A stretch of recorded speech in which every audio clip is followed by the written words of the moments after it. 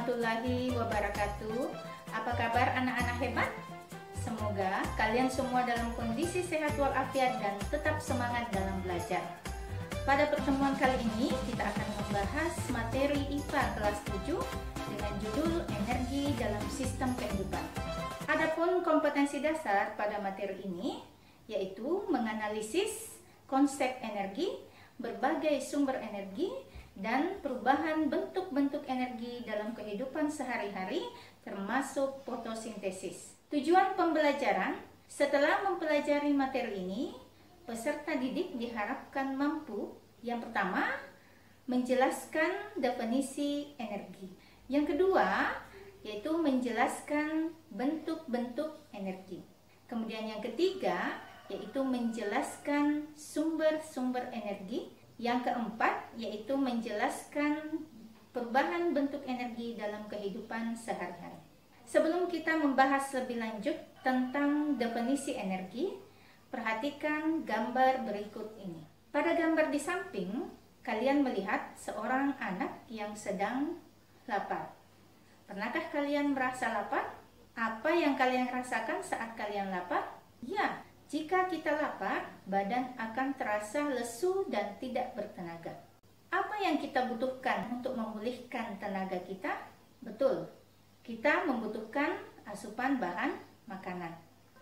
Bahan makanan yang kita konsumsi membentuk energi di dalam tubuh, dan energi itulah yang digunakan untuk beraktivitas dalam kehidupan sehari-hari seperti bekerja, bernafas, bergerak, berolahraga, dan aktivitas lainnya.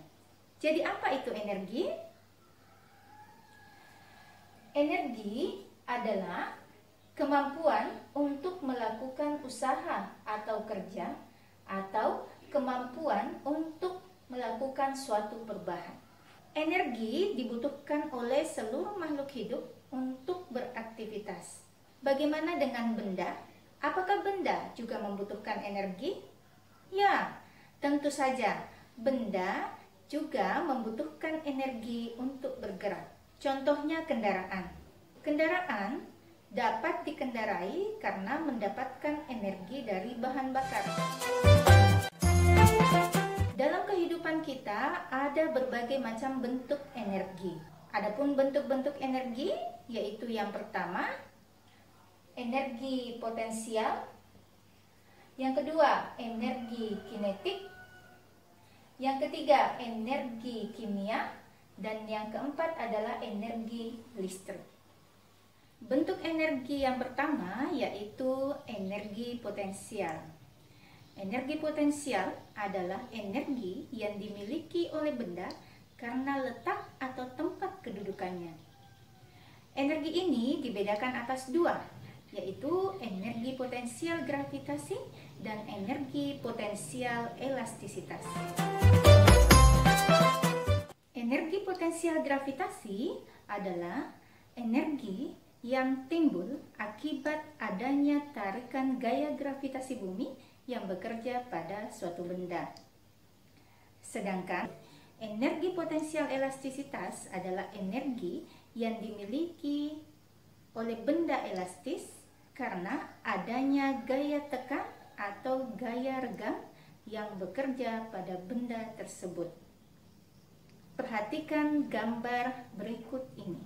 Dari keempat gambar, manakah yang termasuk contoh energi potensial gravitasi dan energi potensial elastisitas?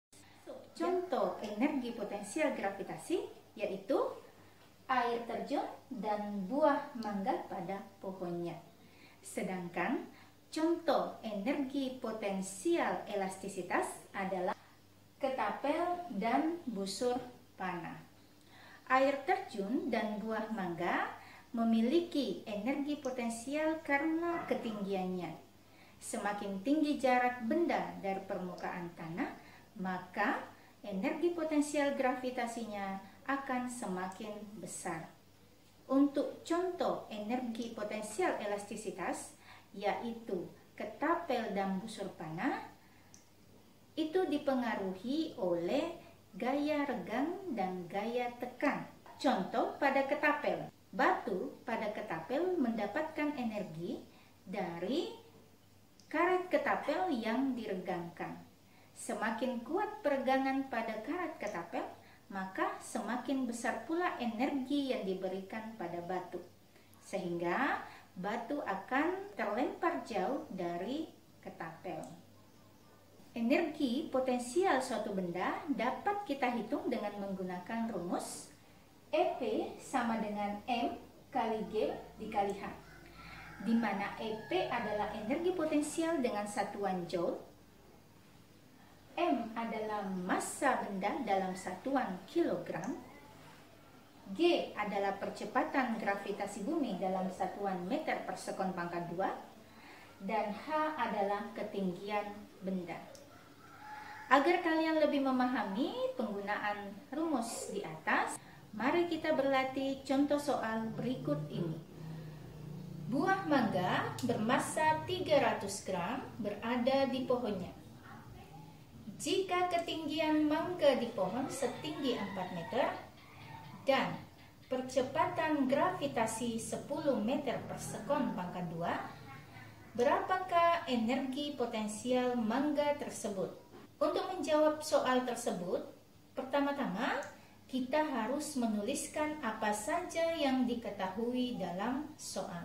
Diketahui dalam soal, massa buah mangga disimbolkan dengan M sama dengan 300 gram. Karena satuan massa masih dalam bentuk gram, maka harus diubah ke dalam satuan internasional yaitu kilogram.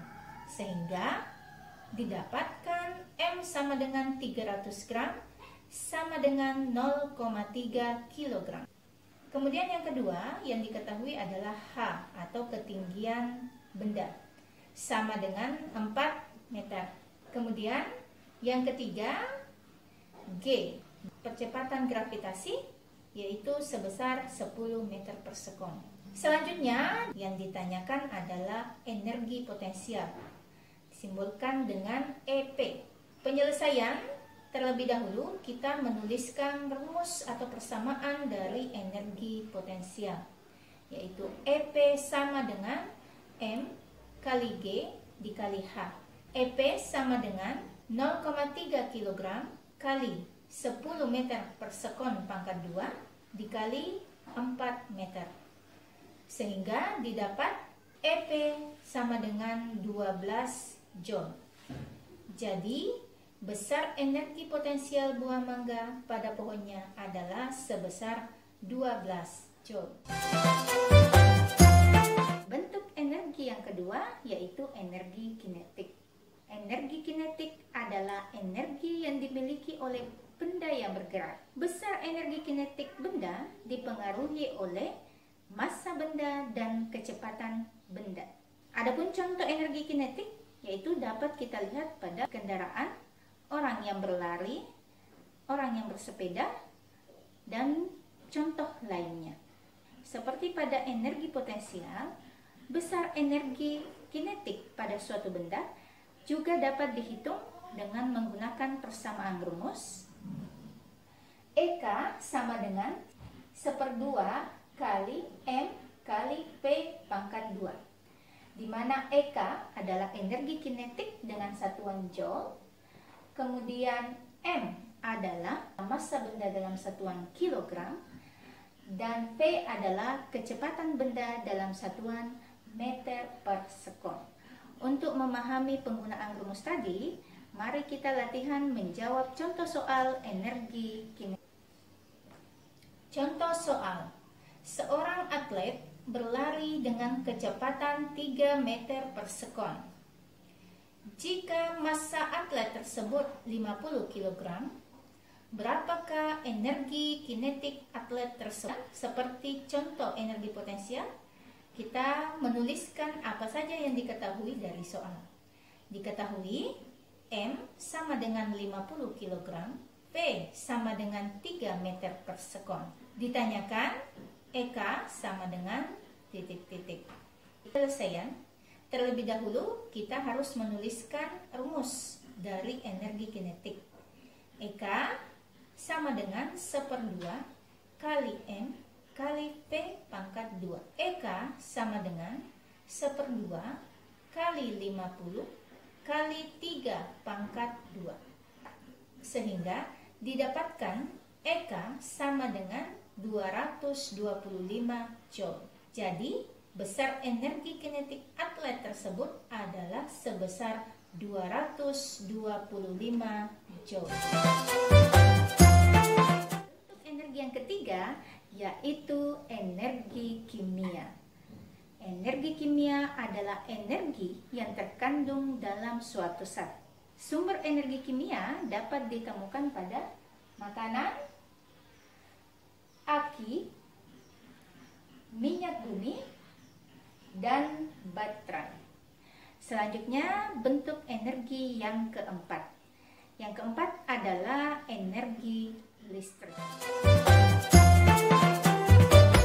Energi listrik ini adalah merupakan energi yang paling banyak dimanfaatkan dalam kehidupan sehari. Mengapa? Karena energi listrik adalah salah satu bentuk energi yang paling mudah diubah menjadi bentuk energi yang lain. Hari-hari, energi listrik banyak digunakan untuk menyalakan peralatan rumah tangga seperti rice cooker, setrika, lampu, kipas angin, dan lain sebagainya.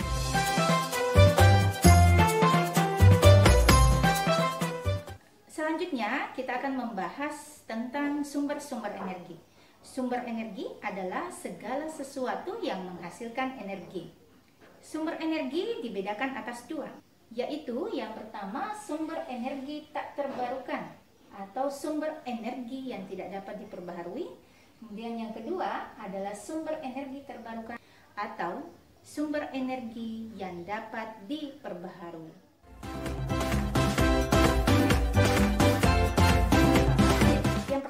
Yaitu sumber energi tak terbarukan.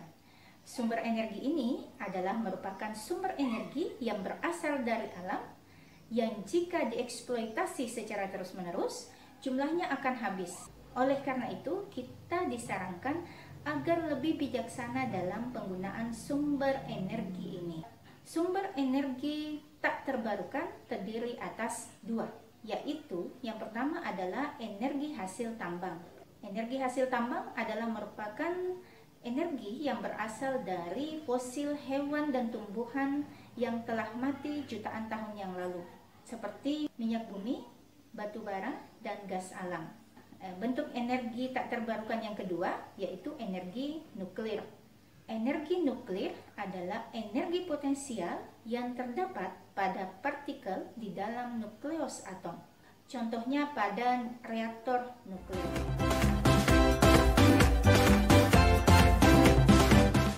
Sumber energi yang kedua yaitu energi terbarukan atau sumber energi yang dapat diperbaharui. Sumber energi ini merupakan sumber energi alternatif yang berasal dari proses alam yang berkelanjutan. Sumber energi alternatif ini diciptakan untuk meminimalisir penggunaan sumber energi tak terbarukan. Sumber energi ini terdiri atas beberapa macam. Di antaranya, yang pertama adalah energi matahari. Yang kedua adalah pembangkit listrik tenaga air atau PLTA. Yang ketiga adalah energi angin. Dan yang keempat adalah energi tidak. Yang pertama yaitu energi matahari. Energi matahari adalah energi yang didapat dengan mengubah energi panas surya matahari melalui peralatan tertentu menjadi energi dalam bentuk lain. Matahari merupakan sumber energi utama. Energi ini dapat digunakan secara langsung maupun diubah ke bentuk energi lainnya. Contoh pemanfaatan energi matahari yaitu pada penggunaan panel-panel solar cell, di mana panel solar cell ini akan menangkap energi matahari untuk diubah menjadi energi listrik. Sumber energi terbarukan yang kedua yaitu pembangkit listrik tenaga air atau PLTA. Pembangkit listrik tenaga air adalah pembangkit yang mengandalkan energi potensial dan energi kinetik dari air untuk menghasilkan energi listrik. dengan menggunakan komponen berupa generator yang dihubungkan ke turbin, kemudian akan digerakkan oleh energi kinetik dari air. Sumber energi terbarukan yang ketiga yaitu berasal dari energi angin. Energi angin memanfaatkan tenaga angin dengan menggunakan kincir angin untuk diubah menjadi energi listrik atau bentuk energi lainnya. Yang keempat yaitu energi tidal. Energi tidal merupakan energi yang memanfaatkan pasang surut air laut yang sering juga disebut dengan energi pasang surut. Indonesia sebagai negara maritim yang terletak di antara dua samudra berpotensi tinggi untuk memanfaatkan sumber energi dari gelombang laut atau pasang surut air laut. Namun sayangnya, sumber energi alternatif ini masih dalam taraf pengembangan di Indonesia.